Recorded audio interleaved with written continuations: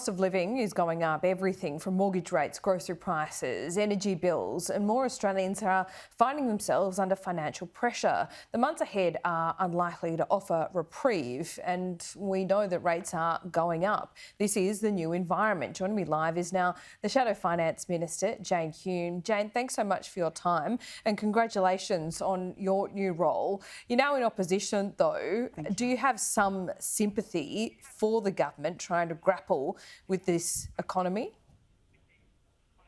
I have extraordinary sympathy for Australians, and particularly those mortgage holders that have seen an average mortgage go up by about $200 a month because of yesterday's rate rise, the largest rate rise that we've seen in 22 years. That's, of course, on top of a rate rise that we saw throughout the campaign that added about $100 a month to the average mortgage, so around $300 now more each month.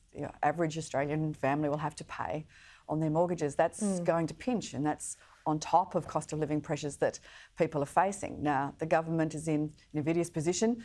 We don't ever say that Labor has caused the interest rate rises that we're seeing or the inflationary pressures. They are, of course, global pressures on both inflation and on energy prices. But while they may not be responsible for the price rises, they are certainly responsible for the response to those price rises. Sure. Now, one of the things that they've done, Laura, is they announced during the election campaign around $45 billion worth of off-budget spending in quite vague promises.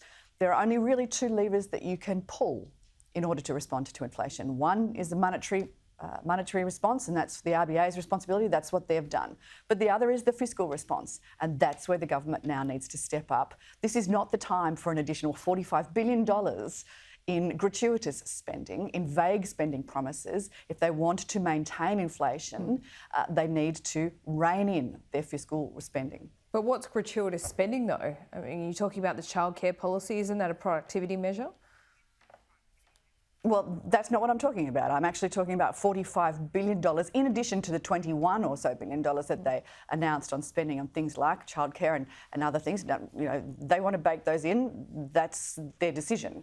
But there was also another $45 billion on things that we really can't even describe. I think there was some spending on poles and wires and transmission poles. Even the Grattan Institute have come out and said that that is unnecessary spending and in fact will make power prices cost more rather than less. So I think Labor probably need to go back to their spending commitments that they made during the election and say, is this really going to add fuel to the fire of those inflationary pressures that Australians are already feeling? And can they wait as far as an October budget to respond?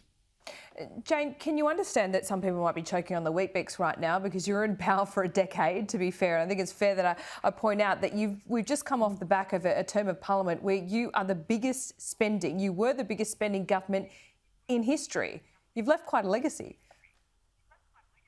Well, I understand why you would say that, Laura, but the most important thing for a government to do is to respond to the circumstances of the day. This is a government now that is facing two significant crises, one in inflationary pressures and one in fuel prices. And they're already beginning to go to water. The previous coalition government faced drought, fire, floods, a global pandemic, a global recession, a war in Europe, and then instability in our own region, and it responded appropriately to do that. That's why at the end of our term of government, we had the lowest unemployment rate that we'd seen in nearly 50 years, including the lowest female unemployment rate in 50 years. That we also had fewer people on welfare and more people in work, and that means that the government revenues had improved, and that's why we could actually improve the budget bottom line by $100 billion in one budget alone, the biggest budget turnaround that we'd seen in more than 70 years. That was our acknowledgement that fiscal responsibility needed to step up in a post-pandemic world.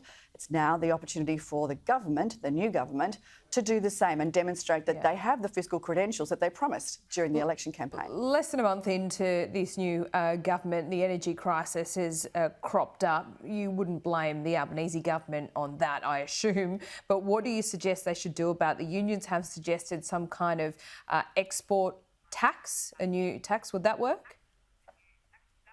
Well, I think the first thing that they need to do is better engage with the gas companies when in 2017 when the coalition government saw a spike in gas prices, the first thing they did was put in the trigger mechanism that allowed them to engage with gas companies to say, well, your job is to keep prices low and ensure that there is enough supply for the domestic market. And that's exactly what they did. At that time, Chris Bowen called that mechanism, well, I can't say it on television because it's a swear word, but he said it was BS and a fraud on the Australian people. Well, now that's the mechanism that is exactly what Chris Bowen needs to use. And let's face it, he is the minister responsible for this. Has he picked up the phone and spoken to Meg O'Neill at Woodside? Has he picked up the phone and spoken to Frank Calabria? At Origin, these are the people that he needs to speak to in order to make sure that supply is there and that prices can be maintained. And if you've been disparaging towards the gas industry for the 9 years that you have been in opposition, well, then it's very hard to build those relationships to make sure that supply is there once you're in government. So there's a bit of building that needs to be done. All right, we'll see where that ends up. Thanks for keeping this a family show. Jane Hume, I appreciate that. We'll check in with you soon.